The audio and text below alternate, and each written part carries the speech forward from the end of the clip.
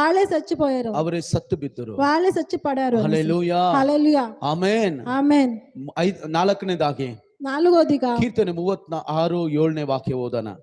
కీర్తనలు 36:7.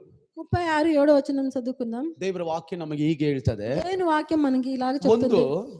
ఒకటి, ದೇವರು ಶತ್ರು ಹೃದಯದಲ್ಲಿ ಕಾರ್ಯ ಮಾಡ್ತಾನೆ. దేవుడు శత్రువుల హృదయంలో కార్యం చేస్తారు. ಎರಡು, రెండోదిగా ನಮ್ಮ ಹೃದಯದಲ್ಲಿ ಕಾರ್ಯ మన హృదయంలో కూడా కార్యం చేస్తారు. ಮೂರನೇದು, మూడోదిగా ದೇವರ ಆಜ್ಞೆಗಳನ್ನು ನೆರವೇರಿಸಲು ನಮ್ಮನ್ನು ಆರಿಸಿ ತೆಗೆದು. దేవుని ఆజ్ఞలను నెరవేర్చడానికి దేవుడు మనల్ని ఆరిస్తున్నాడు. ನಾಲ್ಕನೇದಾಗಿ నాలుగోదిగా చదవండి.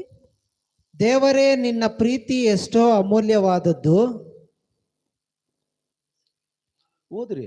ಮಾನವರು ನಿನ್ನ ರೆಕ್ಕೆಗಳ ಮರೆಯನ್ನು ಆಶ್ರಯಿಸಿಕೊಳ್ಳುತ್ತಾರೆ. ಹಲ್ಲೆಲೂಯಾ, హల్లెలూయా. ಎಷ್ಟು ಜನ ಸಂತೋಷವಾಗಿ సంతోషంగా ఉన్నారు. ಆತನ ಕೃಪೆ ಅದು ಅಗಾಧವಾದದ್ದು.